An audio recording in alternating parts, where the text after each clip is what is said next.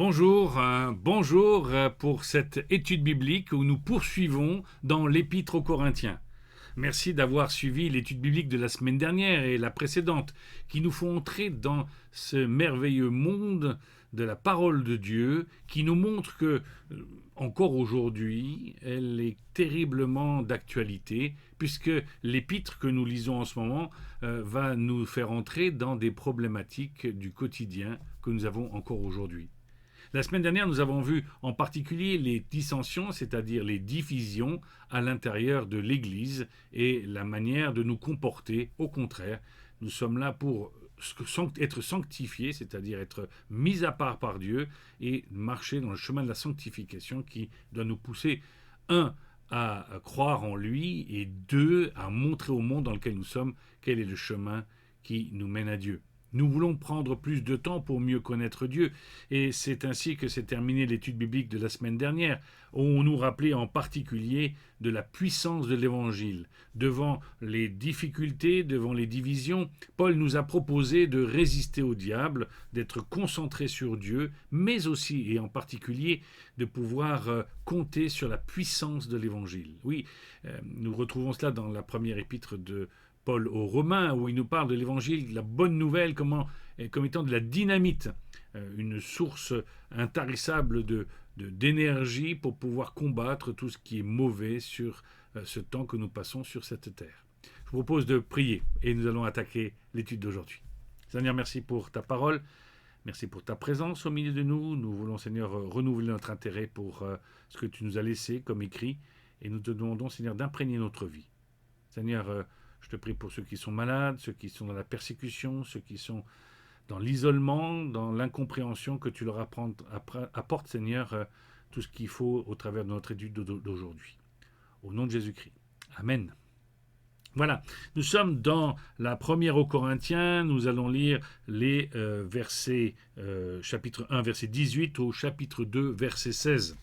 Pour introduire cet épître, j'aimerais juste reprendre encore quelques mots sur le mot puissance et à quoi doit servir cette puissance. Eh bien, cette puissance, contrairement à ce qui se passait à Corinthe, ne doit pas servir à glorifier les êtres humains, mais à glorifier Dieu uniquement.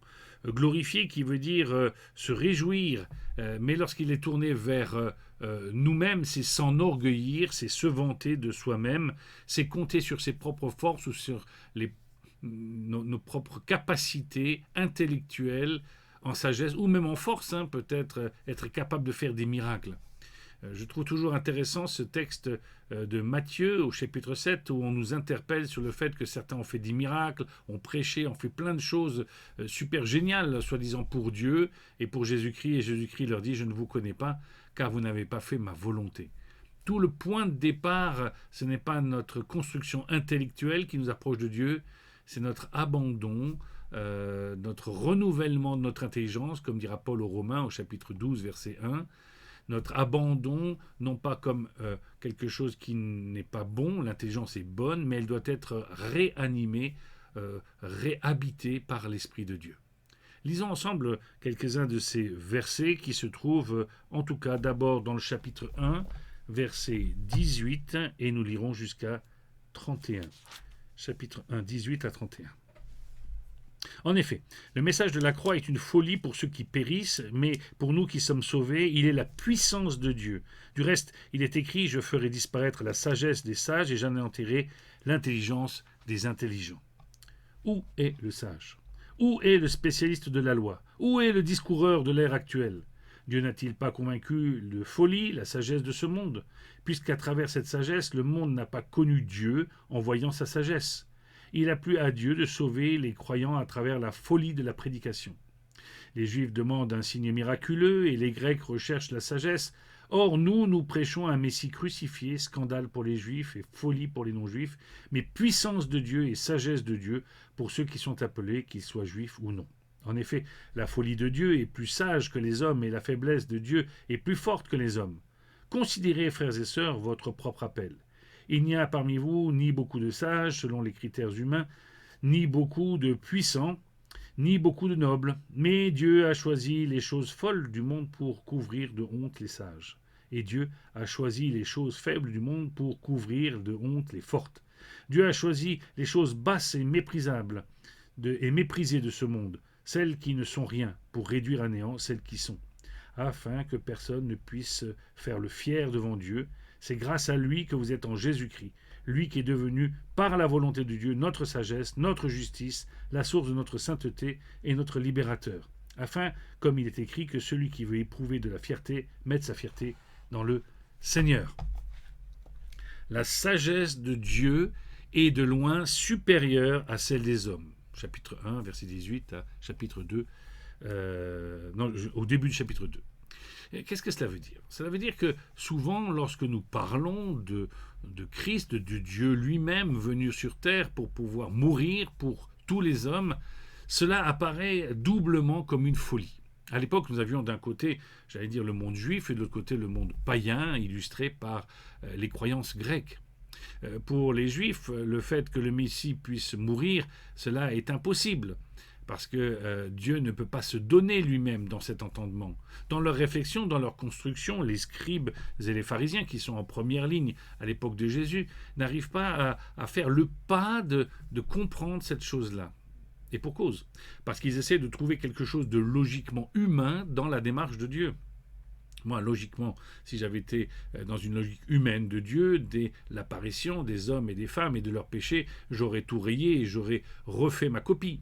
Non, il est illustré dans ce verset de Jean chapitre 3, verset 16, « Car Dieu a tant aimé le monde qu'il a donné son Fils unique, afin que quiconque croit en lui ne périsse point, mais qu'il ait la vie éternelle. » Ce verset est une folie pour les gens de ce monde, c'est ce que vient de dire Paul dans l'épître aux Corinthiens.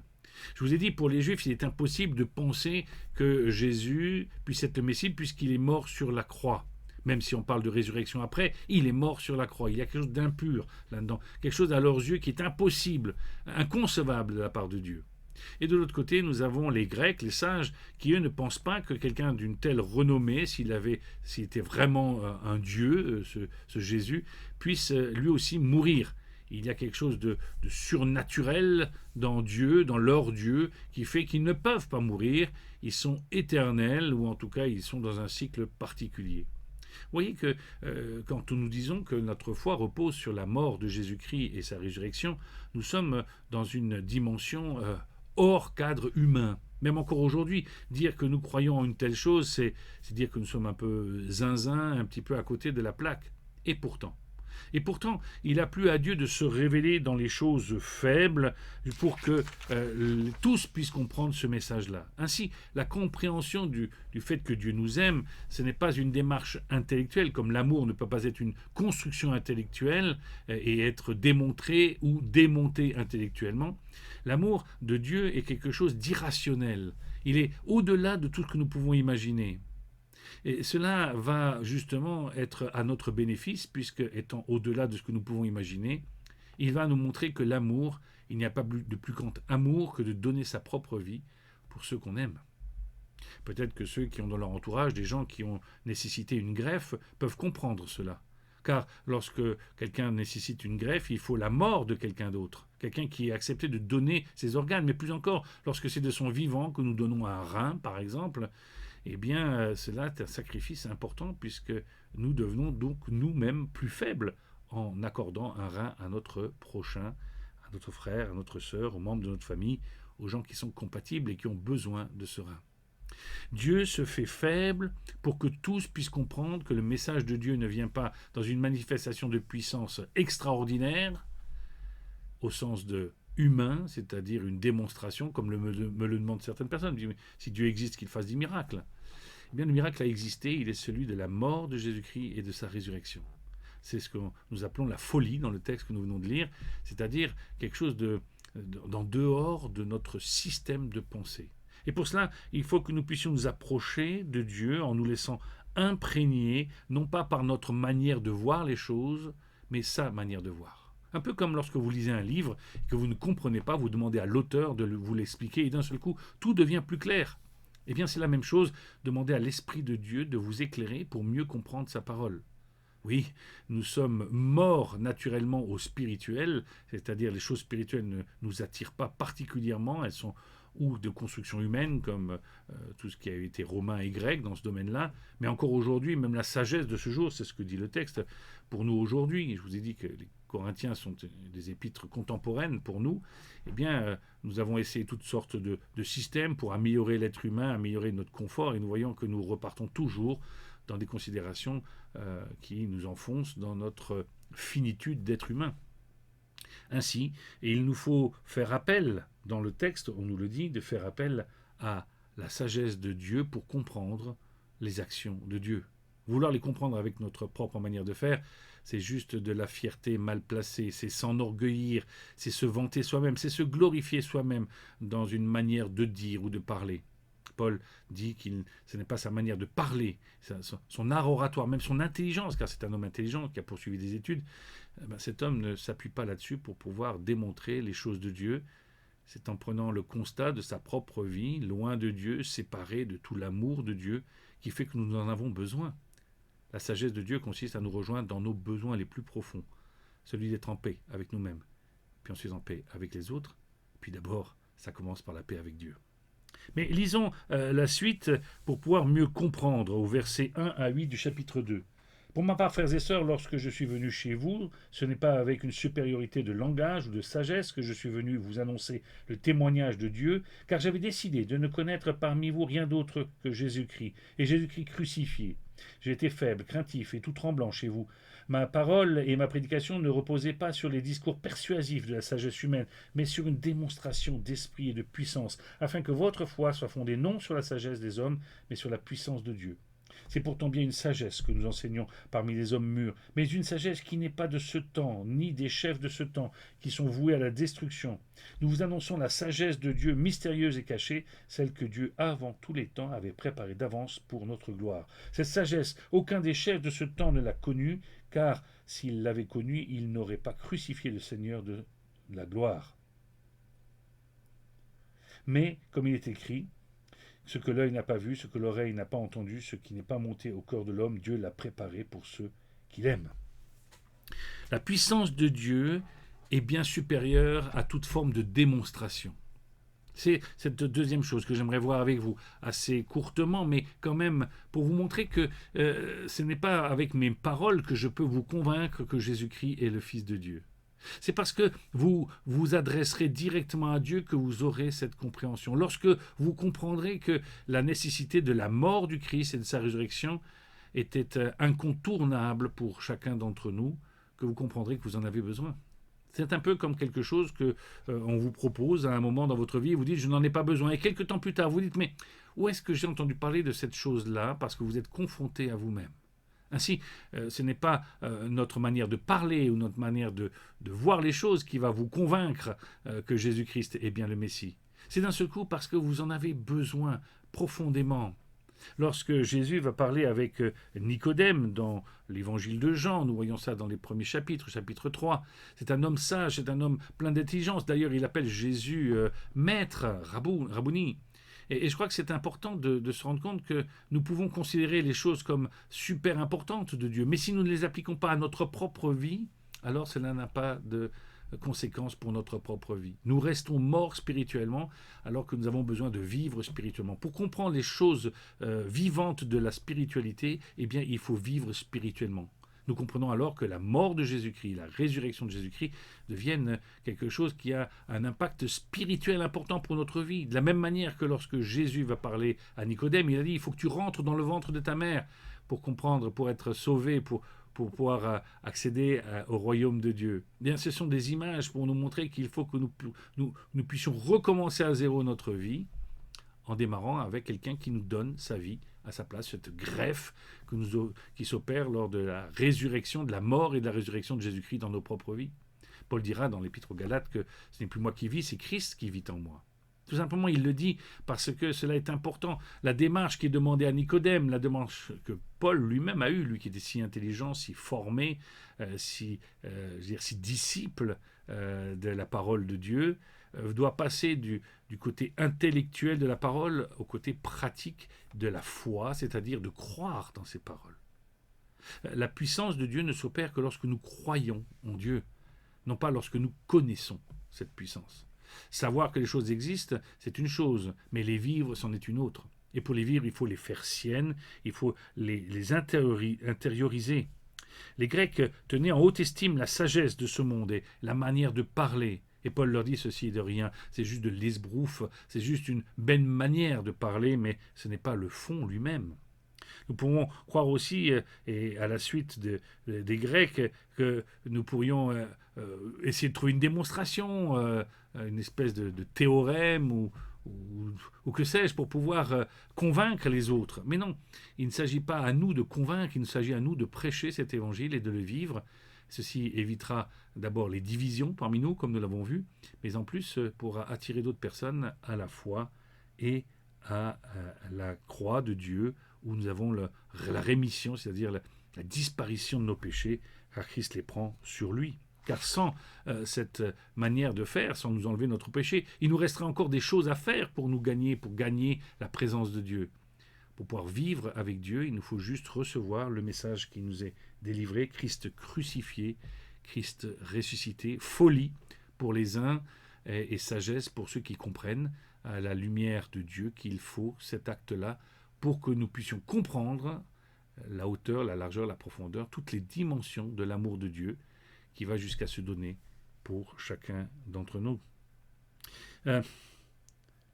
Souvent, et je voudrais vous raconter cette petite histoire qui s'est passée il y a bien longtemps dans un village des Hautes-Alpes.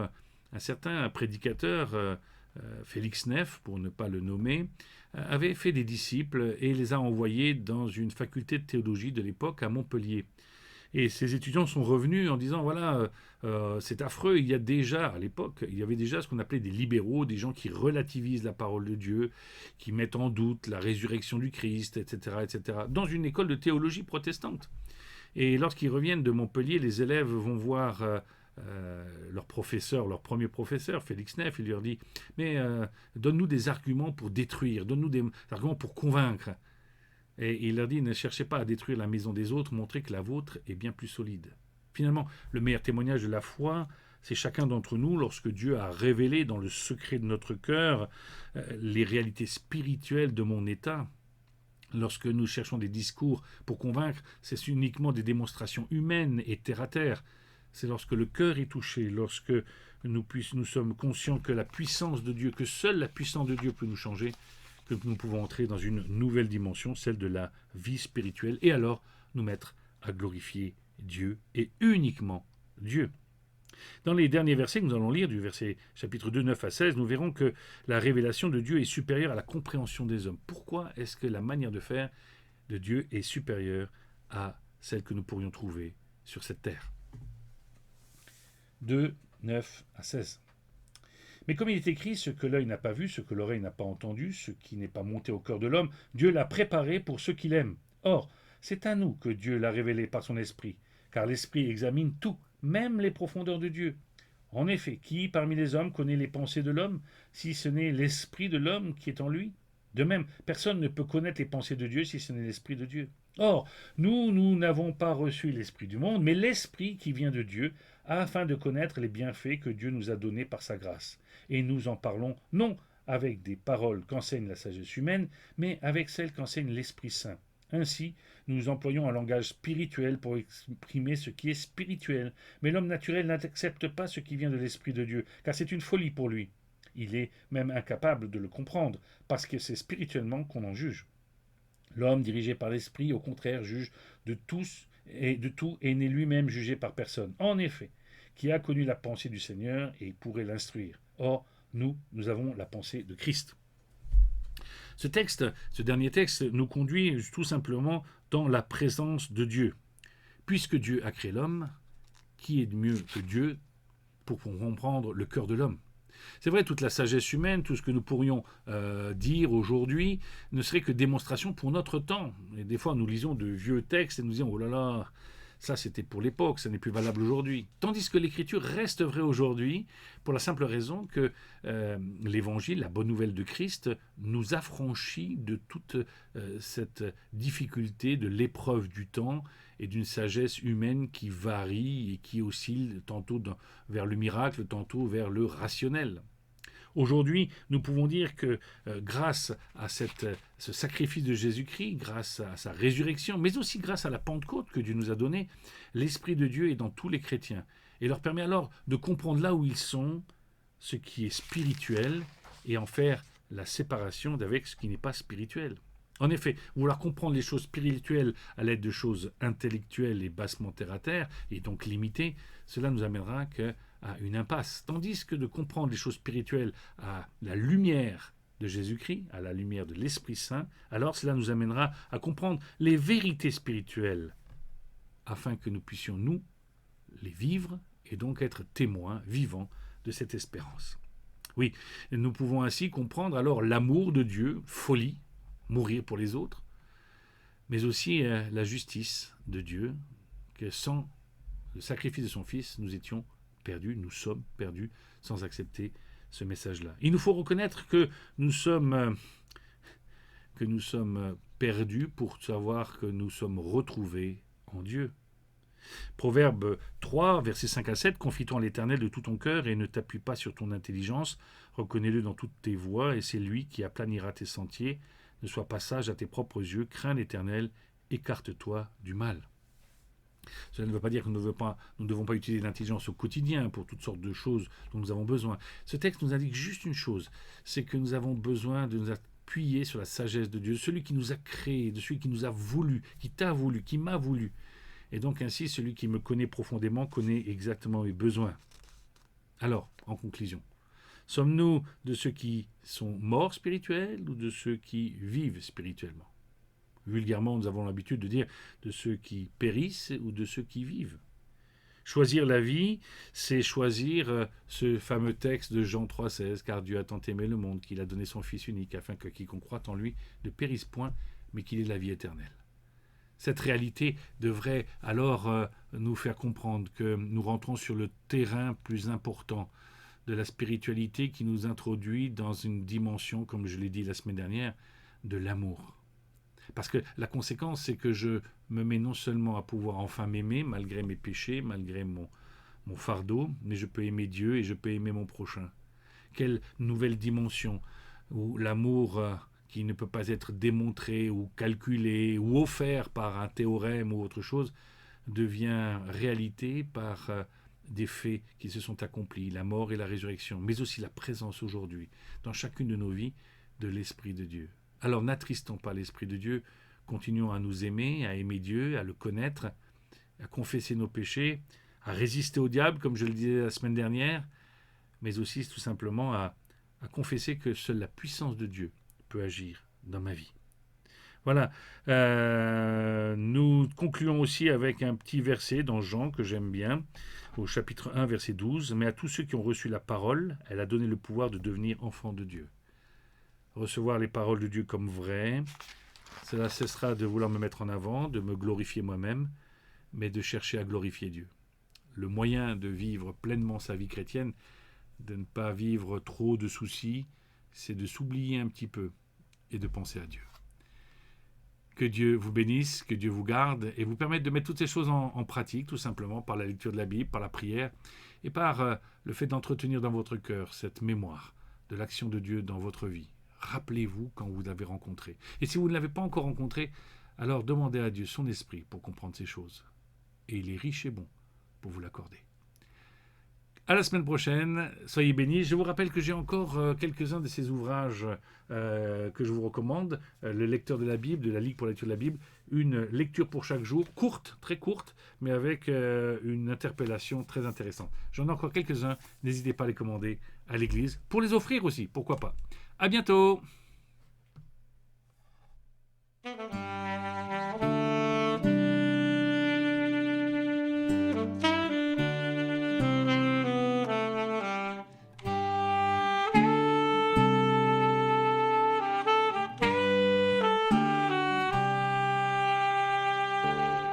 Dans le monde Tu es souverain sur chaque torrent et soleil couchant.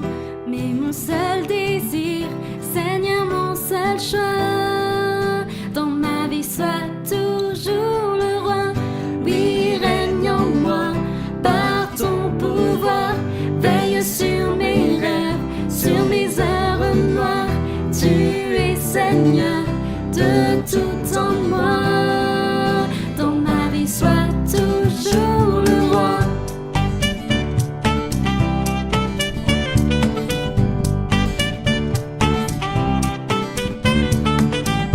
Dans chaque parole et chaque pensée, je veux refléter, Seigneur, ta beauté.